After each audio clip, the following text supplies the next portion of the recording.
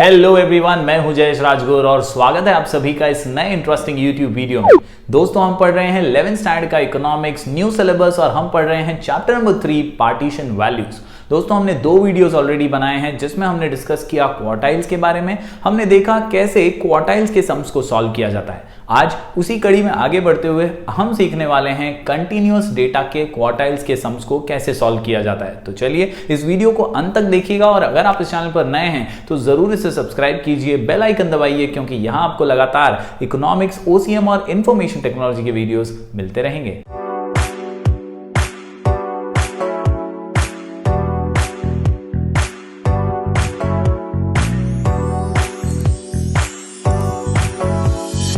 दोस्तों, क्वार्टाइल में continuous data का जो डेटा होता है वो हमें कुछ क्लासेस में दिया होता है, कुछ सीरीज में दिया होता है और वो कुछ इस प्रकार होता है। आप देख सकते हैं यहां पर एक क्वेश्चन है, find out quartile 1 and quartile 3, जिसमें हमें रेनफॉल इन सेंटीमीटर्स दिया है और उसकी क्लासेस हमें दी गई हैं 20 to 30, 30 to 40, 40 to 50, 50 to 60 और उसी के सामने हमें कुछ फ्रीक्वेंसीज हैं दी गई हैं, नंबर ऑफ इयर्स 7, 20, 17 और 6। तो जब इस प्रकार का डेटा हो जहां आपको क्लासेस एलोकेट की गई हैं तो वो कंटिन्यूअस डेटा के अंदर आता है और उसको सॉल्व करने के लिए आपको पहले तो सारे बेसिक स्टेप्स करने होते हैं और उसके बाद 2 अहम स्टेप्स में आप इसका आंसर ढूंढने वाले हैं।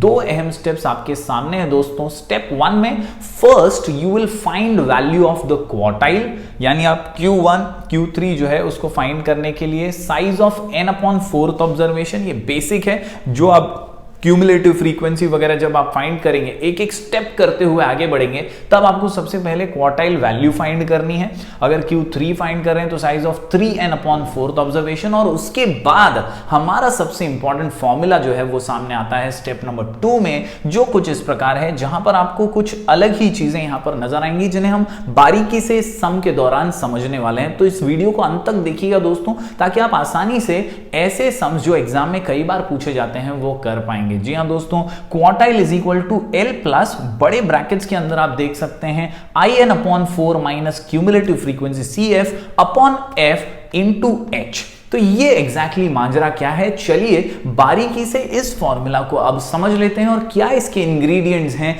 क्या क्या चीजें इसमें हमें फिल करनी होंगी और कैसे वो हम हासिल करेंगे इस सम में। चलिए देख लेते हैं। तो दोस्तों, सबसे पहले शुरुआत हमारे बेसिक स्टेप से करेंगे। हमने डेटा को कर दिया है अरेंज असेंडिंग ऑर्डर में, हमने इसे अरेंज करते हुए अब बना दिया है तीसरा कॉलम क्यूमुलेटिव फ्रीक्वेंसी का। तो दोस्तों, बेसिक सा सिंपल सा कैलकुलेशन हम यहाँ पे करने वाले हैं। आप देखिए यहाँ पर 20 to 30, यहाँ पर 7 उसके नंबर ऑफ ईयर्स यानी फ्रीक्वेंसी हमने डाल दी है। 30 to 40 के सामने 20, 40 to 50 17, 15 to 60, 50 to 60 के सामने 6।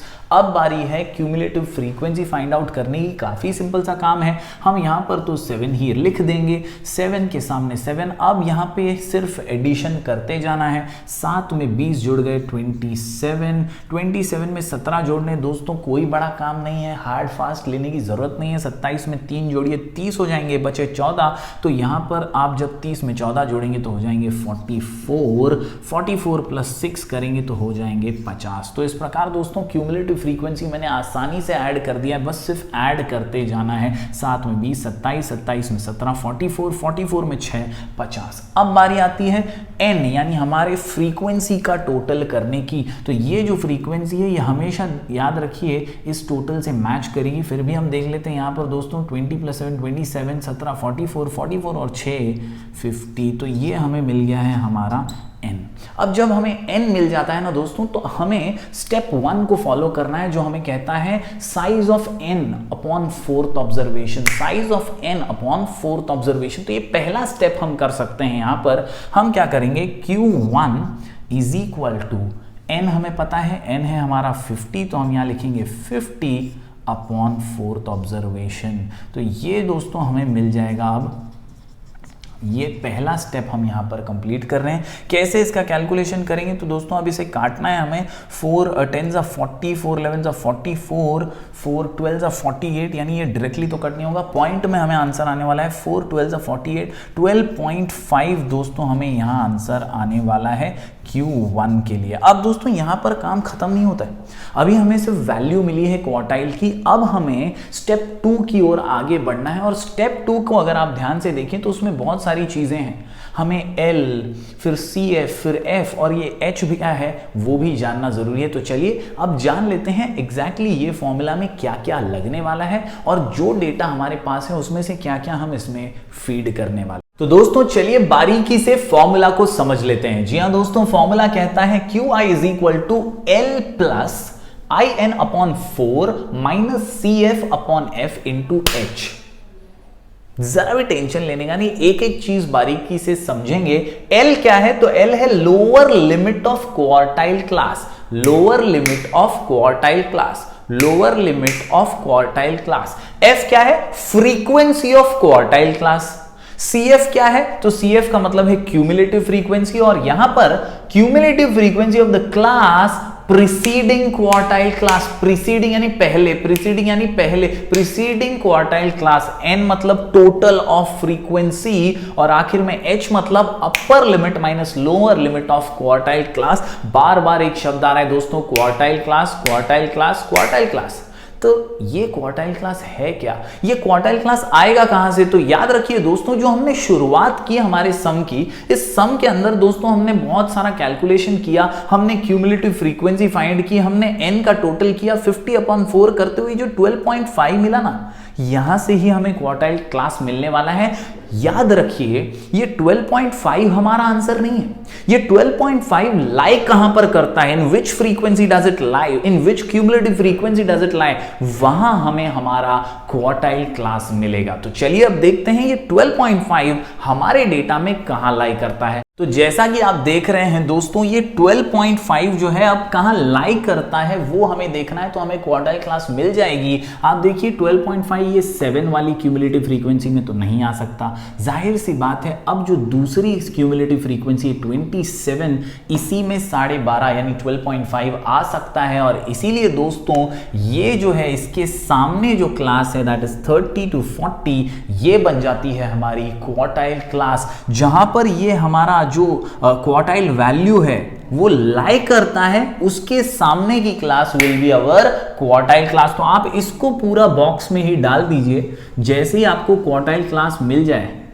आप इसको बॉक्स में डाल दीजिए, क्योंकि अब आपको इसी के आसपास खेलना है।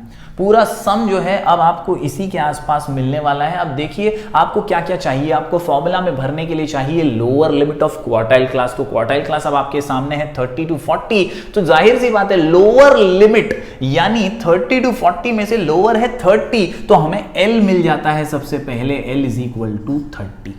आराम से एकदम सुरळीत जाऊया आणि चांगल्या प्रकारे आपल्याला आंसर याचा सोडवता येणार आहे। L हमें मिल चुका है 30। आगे अगर बढ़े दोस्तों तो हमें चाहिए F, तो फ्रीक्वेंसी ऑफ क्वार्टाइल क्लास आप देख सकते हैं यहां पर 30 to 40 की फ्रीक्वेंसी है 20, तो हमें F मिल जाता है यहां पर 20। बहुत ही सिंपल है दोस्तों, क्वार्टाइल क्लास मिल गया तो आपका काम बहुत ज्यादा आसान हो जाता है। इसके बाद हमें चाहिए CF, क्यूमुलेटिव फ्रीक्वेंसी। तो यहां पर गलती नहीं करने का, जरा भी घाई नहीं करने का। लोग क्यूमुलेटिव फ्रीक्वेंसी देखते हैं, जंप मार देते हैं, सीधा 27 लिख देते हैं, लेकिन ऐसा नहीं है। क्या कहा गया है? CF of the class preceding quartile class, CF of the class preceding quartile class, CF of the class preceding quartile class, यानी हमारा जो ये CF है ना, इसके ऊपर preceding class का हमें क्यूमुलेटिव फ्रीक्वेंसी लेना है। तो ये जो है दोस्तों, ये हमारा क्यूमुलेटिव फ्रीक्वेंसी बन जाएगा, तो हम यहां पर ले लेंगे 7। इसके बाद हम बढ़ते हैं आगे N, तो N तो हमें पहले से मिला हुआ है, N हमने फाइंड आउट किया था 50।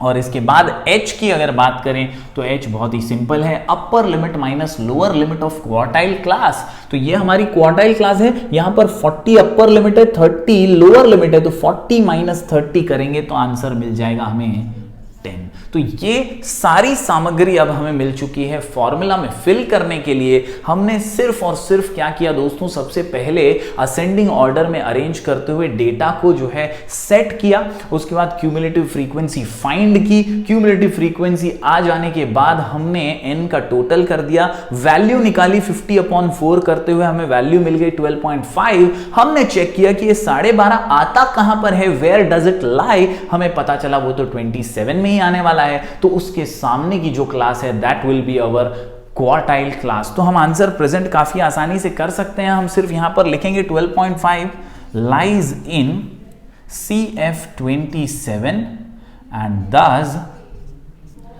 quartile class is 30 to 40।